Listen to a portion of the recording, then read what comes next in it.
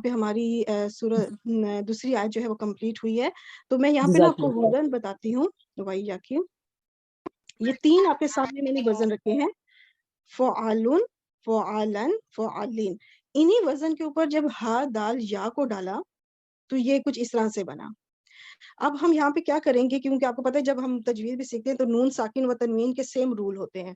تو تنوین بیسیکلی اس میں نون کی ساؤنڈ ہوتی ہے، نون ہی اس کے اندر موجود ہوتا ہے. جب ان بن تن تو دیکھیں اس کے اندر نون ہوتا ہے جو ساکن کے اوپر سکون کے اوپر ختم ہو رہا ہوتا ہے.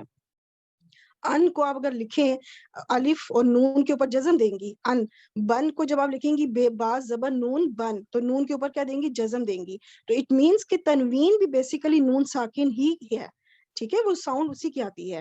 تو اب ہم اس کو جو ہے نا اس طرح سے بھی اس کو بنائیں گے، ہدا یون، ہدا ین. دیکھیں پڑھنے میں بالکل ویسے ہی ہے لیکن یہاں پہ کھول کے رکھا گیا ہے. اب جب جہاں پہ ایسے کو کیا گیا، کسی کا مائک آئی تھنک آن ہے، آپ سب اپنے مائک چیک کر لیں پلیز. اب یہاں پہ چونکہ یہ یا ناقص کا رول اپلائی ہوگا کہ حرف علت متحرک ہو اور اس سے پچھلے حرف پر زبر ہو. تو یہاں پہ آپ جتنے بھی یا دیکھیں کہ یا جو ہے وہ متحرک ہے، ایک یا کے اوپر دمہ ہے تو دوسرے پہ زبر ہے تو تیسرے پہ کسرہ ہے. میں کہیں پہ دمہ بول رہی ہوں، کہیں پہ زبر بول رہی ہوں، بارہ مکس ہو گیا کام. زبر زیر پیش، ٹھیک ہے، لیکن اسے جو پچھلا حرف ہے اس کے اوپر زبر ہے، اس سے پچھلے حرف پہ زبر ہوگا تو ہی یہ سچویشن کریٹ ہوگی. اور وہ سچویشن کیا ہوگی کہ یہاں پہ الف میں بدل جائے گا. ٹھیک ہے، یہ جو یا ہے یہ الف میں بدل جائے گا. یا ہر جدھر بھی یا آیا ہے وہ الف میں بدل گیا. اب جب ہدان بنا تو اب یہاں پہ ایک اور رول بنے گا.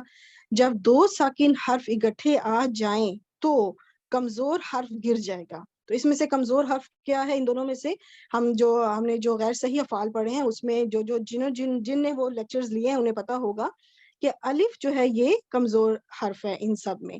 تو الف کو گرا دیا جائے گا. تو یہ بن گیا ہدن. اب ہم اس کو بیک ٹو نارمل واپس اب اس پہ لے کر آتے ہیں، یعنی کہ نون اب ہم ختم کرتے ہیں اور اس پہ تنوین لا کے اس چیز کو بند کرتے ہیں.